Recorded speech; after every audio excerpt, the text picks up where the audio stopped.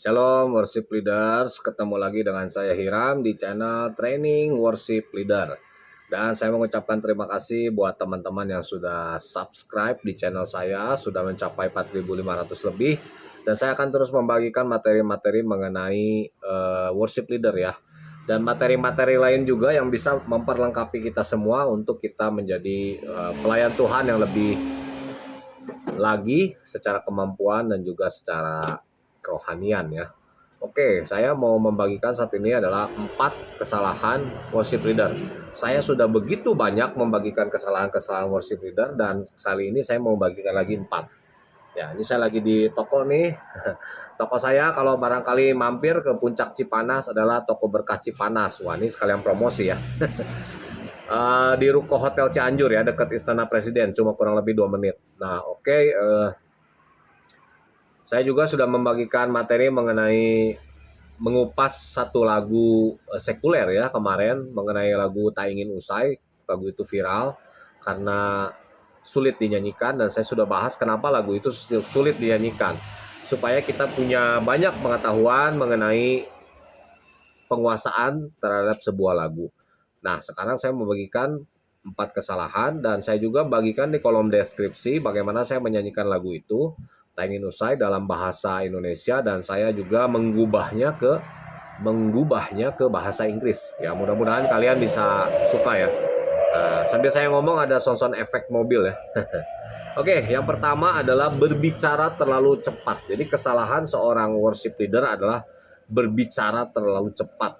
Sampai-sampai berbicara itu seperti menggumam gitu ya, kayak baca mantra, jangan-jangan gitu ya. Jadi dia ngomong itu udah tidak ada artikulasinya gitu, tidak ada penekanannya, ngomongnya datar tapi cepatnya minta ampun gitu ya. Nah, seperti itu menurut saya itu kesalahan yang sangat fatal, karena pertama dia seperti tidak berinteraksi gitu loh dengan jemaat, dan juga tidak berinteraksi dengan pemusik.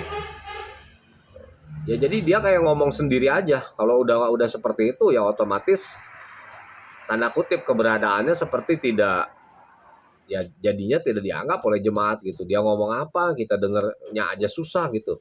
Dan ini memang saya maaf bicara, saya pernah melihat gitu loh, ada seorang worship leader seperti itu, bicaranya terlalu cepat dan tidak ada intonasi, tidak ada artikulasi yang jelas. Nah, jangan kita berbicara terburu-buru ya. Kita bicara santai saja, bicara dengan tenang. Pastikan setiap kata yang kita ucapkan, entah itu misalnya kita pendahuluan, misalnya kita mau ajak jemaat duduk, berdiri, memanggil orang yang melayani, misalnya semuanya itu harus dilakukan dengan tenang dan jelas. Jangan terburu-buru dan terlalu cepat. Itu yang pertama. Yang kedua, memberikan perintah ketika musik sedang keras-kerasnya gitu. Jadi entah itu musik di di ref ya, mau ke ending itu belum beres, tapi dia sudah memberikan perintah, entah duduk atau berdiri, atau misalnya manggil pembicara, atau apapun itulah ya. Pastikan kita itu memberikan perintah ketika musiknya itu sedang cooling down atau sedang lemah gitu ya. Jangan waktu keras-kerasnya kita malah memberikan perintah. Itu akan menimbulkan miscommunication ya. Komunikasi yang tidak jelas dan bisa menimbulkan tanda kutip ya, bisa jadi kacau, chaos gitu. Jadi bingung gitu ya. Ada jemaat yang berdiri, ada jemaat yang duduk, saling melihat, jadi bingung gitu ya. Jangan memberikan perintah ketika musik sedang keras. Kemudian yang ketiga kesalahannya adalah tetap memimpin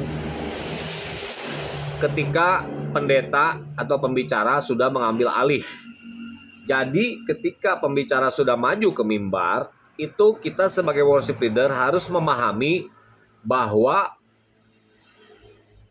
pimpinan dari seluruh segala hal ya, entah itu present worship, doa, ya tentu saja khotbah, itu sudah di take over, sudah diambil alih oleh pembicara.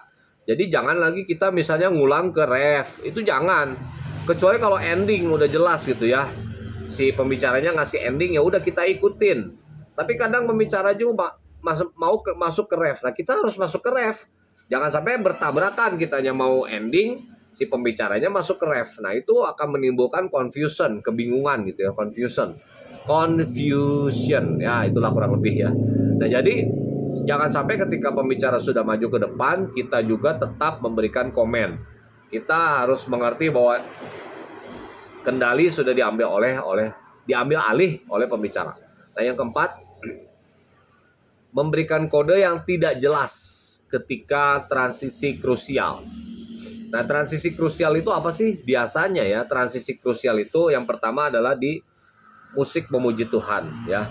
Nah, di situ kita sebagai pemusik harus benar-benar, kalau saya biasanya saya melihat tim pemusik mempersilahkan dengan tangan, berbicara dengan mic agak dijauhin, terus musik memuji Tuhan gitu ya. Jadi dari mulut dia bisa lihat, dari gerakan tangan saya dia bisa lihat, dari suara dia bisa dengar. Oleh karena itu, dengan komen atau perintah yang jelas seperti itu, dengan kode yang jelas seperti itu, maka pemusik itu tahu gitu ya. Dia akan masuk ke interlude, ke musik gitu ya. Nah, yang kedua misalnya transisi krusial itu di overtune. Nah, ini yang lumayan sering saya lihat itu gagal gitu ya. Kenapa ya? Karena nggak memberikan kode yang jelas gitu. Dia malahan seperti apa ya? Seperti tanda kutip, udahlah gue percayalah sama tim musik, dia tahu ini waktunya overtune gitu. Nggak bisa begitu ya. Krusial banget overtune, kita harus kasih kode yang jelas. Terus kita angkat begini, terus kita lihat sekali-sekali ya, jangan terlalu sering ke tim musiknya, itu nggak apa-apa ya. Karena transisi itu lumayan krusial gitu. Biasanya juga adalah ke bridge ya, ke bridge. Bridge biasa kode seperti ini, kita kasih kode yang jelas, kelihatan dari pemusik ya, dari samping misalnya. Kalau dari depan begini, itu kita sambil ngelihat tim musik gitu, supaya mereka semua ngerti bahwa ini kita mau masuk ke bridge ya. Oke, itu saja yang bisa saya bagikan, 4 kesalahan worship leader. Sampai ketemu di video-video saya selanjutnya. Jangan lupa like, comment, share, subscribe. Bye-bye.